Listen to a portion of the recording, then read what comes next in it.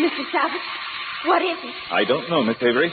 Does your flashlight still work? It's almost dead, but this I think we must see. Oh, my God. The whole floor seems to be alive, flowing like a river. Yes, flowing towards us.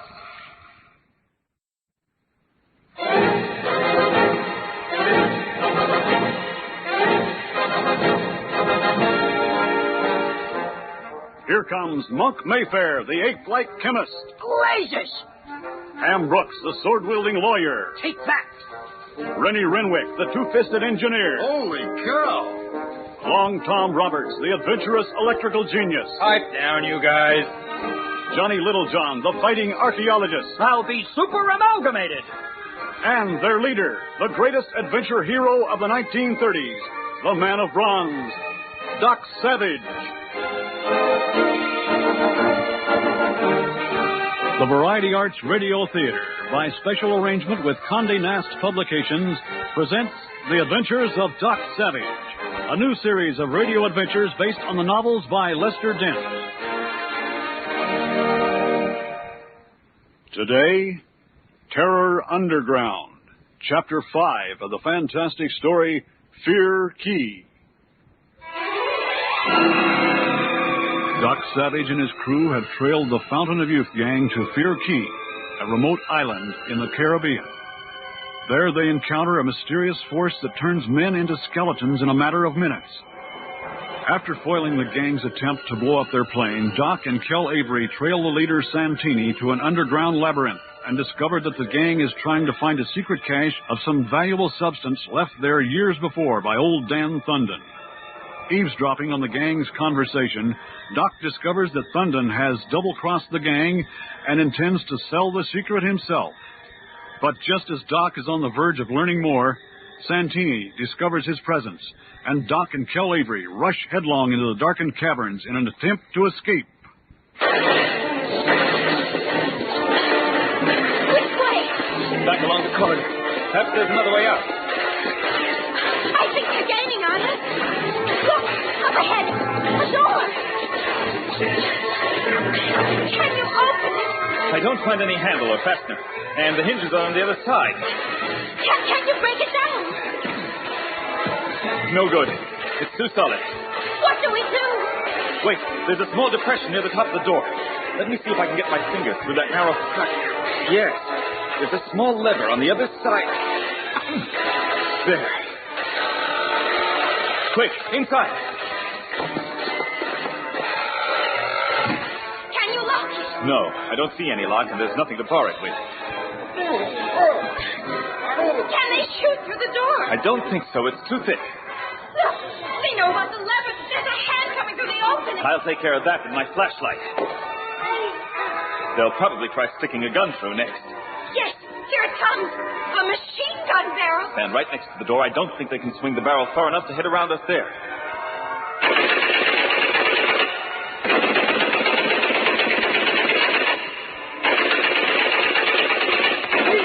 We are getting nowhere this way. Give me a grenade. A grenade!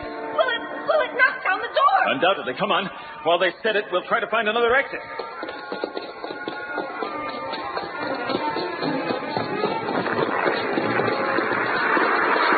That did it. They're through now. Well, what's up ahead? Looks like a pile of clothing. Yes. I wonder... Oh, look! It's another skeleton. Not just any other skeleton. It's the lawyer, Hallett.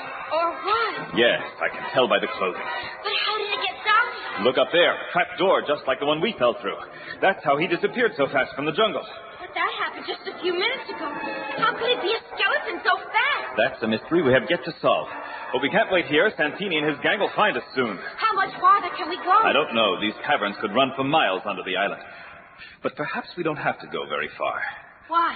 See that indentation in the wall? It's deep enough for both of us to get into, out of sight of this passage. They just might pass us, unaware that niche exists.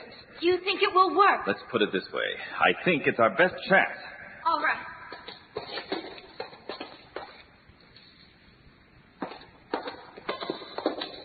We got him now, Santini. We must have. You fool leaking. We do not know that. There may be another exit from this passage. Haven't you explored all of this place? No, no. On my first visit here, when we found the old man Dan Thunden, we did not pry into this place. It was not healthy. Didn't old Thunden trust you when you was here the first time? Yeah, Shorty's got a point. It seems like Thunden had been glad to see the first white man in over 90 years. He'd have fallen all over himself to show you around. He must have been a shrewd old bird even then. Enough! We must find the savage! Wait. What's that? I don't hear anything. Ascoltate! Listen! I'm getting out of here. You mean you? Run! Run! Mr. Savage? What is it? I don't know, Miss Avery. Does your flashlight still work? It's almost dead, but this I think we must see. Oh, my God! What is it? The whole floor seems to be alive, flowing like a river. Yes, this explains a lot. Your flashlight just went out. Run, Miss Avery. Back the way we came. Feel your way as best you can. I'll be right behind you.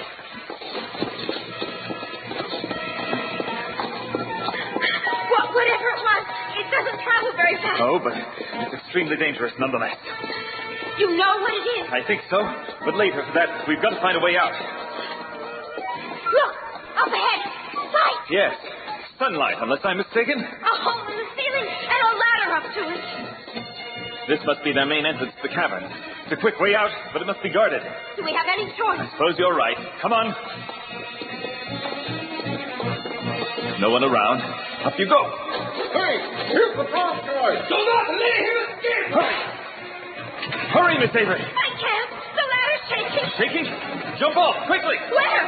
Anywhere. Too late.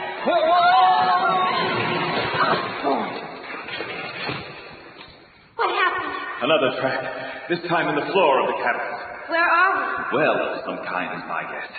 About 8 feet around, 20 or so feet deep. we? Look, up there. It's the thug, Shorty. Here's where I fix everything.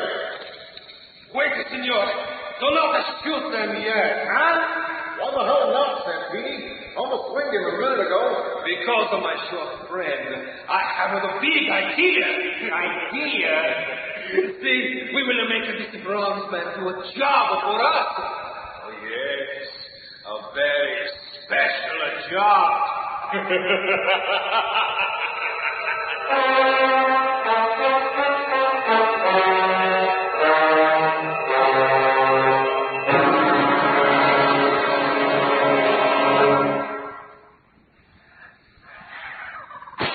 Johnny, long time. Did you hear that? Indeed, Rennie. A percussion with the characteristics of a firearm. I say we look into that. Doc set us to hunting old Dan Thunden, remember, long time? And a fine lot of luck we've had. The old geezer gave us a slip like a ghost. We're wasting our time prowling around here. Let's see what that shot was. A recommendation of Acumen.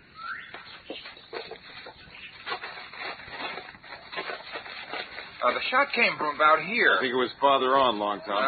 It was muffled, like it was fired in a hole or something. Let's look around and see if there's a pit or a cave in these rocks. Well, I'll be super amalgamated. What is it, Johnny? I've been ascertaining our whereabouts. It was precisely here that we sighted Dan Thunden. The fellow traversed a convolutionary course prior to his evanescence. What? I didn't get that last. That means that Thunden prowled around a lot before he vanished. You're going to choke on those big words someday, Johnny. Come on, let's keep looking. Say, what happens if we run into that Santini bird instead of Thunden? Got your super machine pistol with you, don't you, Rennie? Sure. Loaded with Doc's anesthetic mercy bullets? Yep. That's your answer. Hey, there. What the? Over there. Dan Thunden. He flattened before I could line up my first shots. There he is again. He got the cover. Come on. There he is again, over there. He must know every inch of this island to get around like that. That fellow has the agility of an acrobat. There he is again, down by the beach. For a lad 131 years old, he takes the cake. Now he's over there. Hey, wait a minute, fellas. What's the idea, Rennie? Yes, elucidate. I just got wise to something, fellas. Old Snowy Whiskers is pulling a fast one on us. He's showing himself deliberately to lead us where he wants us to go. We're being decoyed. Eminently probable. Okay. Now that we know what he's doing, we'll keep our eyes open. But I'm still in favor of giving him a Me chase. too, Long Tom, but let's be more careful. Agreed.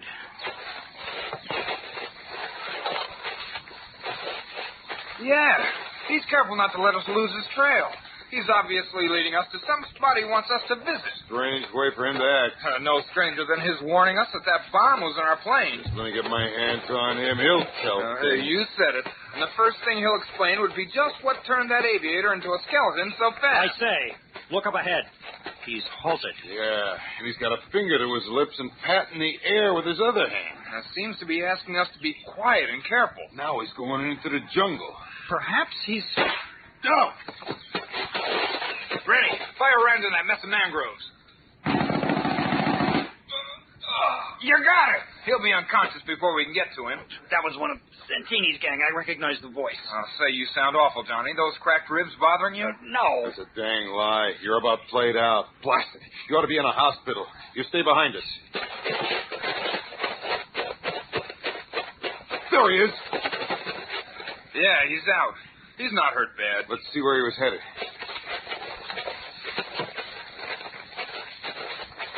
We're almost to the beach. Say, you smell anything? Yeah, Long Tom. Smells like gasoline. Holy cow, look! A seaplane beached right on the shore.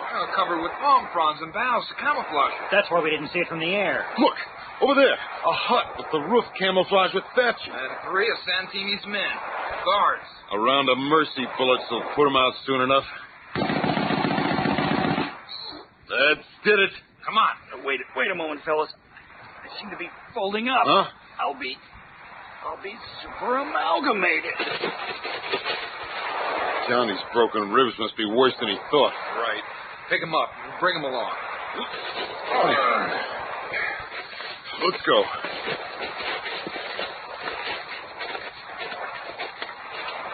You wait here with Johnny. I'll climb through the palm fronds and look around inside.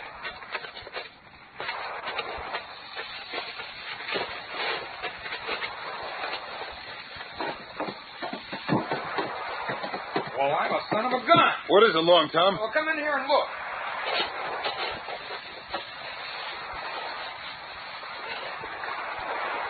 Holy cow, the wings are all torn up. Yeah, the fuel tanks show empty on the gauges. That's why we smelled gasoline. Looks like they were slashed with something like a small axe. A pretty good job of vandalism. Wonder who did it. You gentlemen did a good job there, but your work isn't done yet. London. Just let me get one shot. Wait. Now, Santini's gotten a hold of your boss, Doc Savage. What? You better help, Savage. Just tag along behind me, and I'll show you what to do. Wait! No use, Rennie. He's already gone. Well, come on, let's follow him. Say, do I get any attention here or not?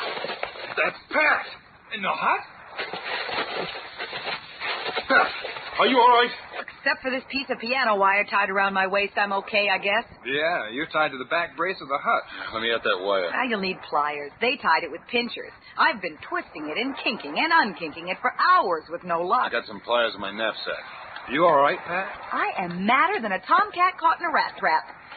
Hey, what was it I heard that old whiskered goat yelling about, Doc? Something about Santini having gotten him, but I don't believe it. Doc has never been in a jam yet where he didn't have an ace up his sleeve. Did Santini ever find out you weren't Kel Avery? Oh, no, Long Tom. I wouldn't be here if they had. They'd have thrown me out of the plane if they'd known who I was. They very nearly did it anyway. They probably kept you alive in hopes of making you tell them where the contents of that parcel went to. That's right. Where did it go? You think I know? Ask that other girl, that Kel Avery or Maureen Darling or whatever she calls herself. You don't seem to like her. I don't like anybody who got me into what I've just gone through. I thought you wanted to be amused by a little excitement. This has gone past the amusement stage. Ah, there. Oh, thanks, Rennie. Let's see if anything really has happened to Doc. Hey, look, down the beach. It's Sundin. There you! Come here and tell us what this is all about. Here's your answer. He disappeared into the jungle. Now, for 2 cents, I'd shoot him full of good hard lead the next time he shows his nose. I wouldn't, Long Tom. Why not? He's on our side. At least until we clean up on Santini's outfit. Well, where'd you learn that? from Santini's talk. Well, if Thunden is going to lead us to Doc, we better get to following him. All right, Rennie. You got Johnny? Yep. Okay, let's go.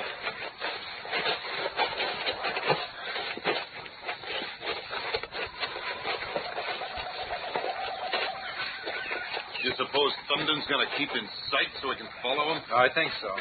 Look, there he is up ahead. Yeah, he's leading us, just like before. Right toward that rocky area near the center of the key. Pat, did Santini's talk tell you anything else? Plenty. And it is the most fantastic story you ever heard. This Dan Thunden was shipwrecked here in 1843, more than 90 years ago. He was the only one from his ship to reach shore, and he's lived here ever since. Well, I've still got my doubts about that guy being 131 years old. Santini doesn't seem to doubt it, and he's nobody's sucker. What else did you learn? Santini found this island by accident. He was flying from South America in a stolen plane. He'd gotten into some trouble down there over killing a government official in Venezuela. He was making for the United States after leading everyone to believe he was flying south. Well, that makes sense. He wouldn't be able to take the usual air routes or fly over islands where there were settlements and radio. That'd explain why he happened to come over such an out-of-the-way corner of the Caribbean as this. Right. He had motor trouble and landed here on Fear Keys. Oh, then what? Well, then the mystery darkened. He found Dan Thunden and something else. Something worth a great deal of money. What? Search me. Pat, you mean to say you don't know yet what all this fighting is over? No, Rennie. I tried to pump Santini, but got nowhere. They were very glad to learn that I didn't know what was behind the trouble, and I had to be very careful not to let them discover that I wasn't Kel Avery. So Santini and his gang came back to Fear Key to get more of the stuff which was supposed to be in that mail parcel, but wasn't. That it? Right. Santini's crowd shot down Dan Thunden's plane when it arrived and killed the pilot. Since then, they've been trying to catch Thunden to make him show them where the thing they're after is hidden. Santini killed the pilot? Yes, Long Tom. Why? Well, when we found the pilot, he was a skeleton. Oh, that reminds me. There is some horror on this island of which Santini and his men are in deadly terror. They wouldn't tell me what it is. There's that stretch of bare rock ahead where we heard the shot. I heard Santini and his men talk about this place. It's honeycombed underground with caves. It was here that Dan Thunden lived for more than 90 years.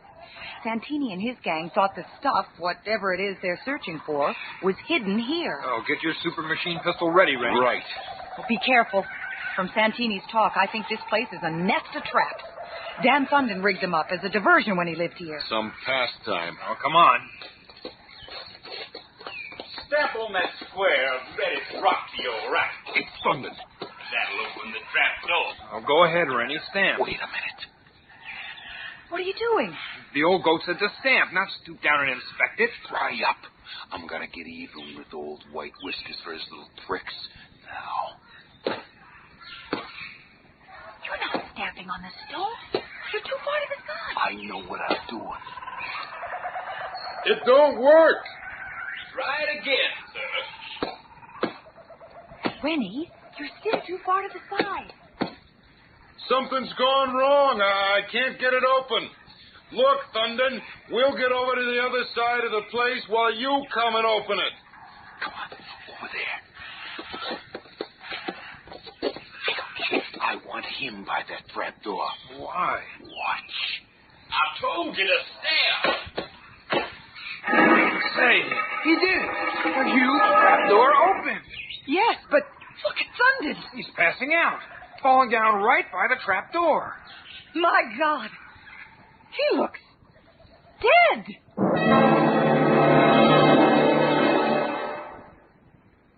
Has Dan Thunden fallen victim to the mysterious force that turns men into skeletons?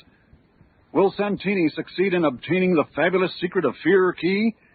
And what has happened to Doc Savage and Kel Avery trapped in the pit deep underground? Don't miss The Mysterious Weeds, Chapter 6 of Fear Key, next time on The Adventures of Doc Savage.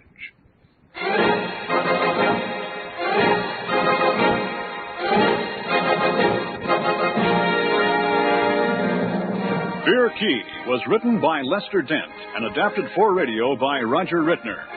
Featured in the cast were Daniel Chodos, Kimmett Mustin, Bill Ratner, Scott McKenna, Robin Riker, Marcia Kramer, Michael McConaughey, Douglas Kohler, and William Irwin.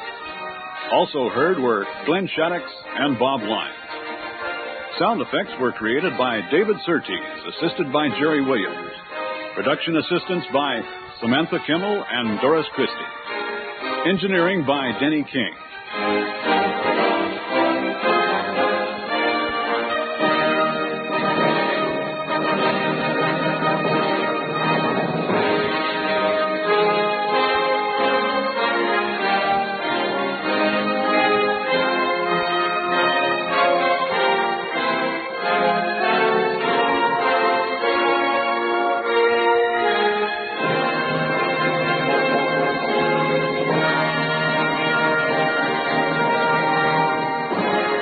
The Adventures of Doc Savage is produced and directed by Roger Rittner and is a presentation of the Variety Arts Radio Theater.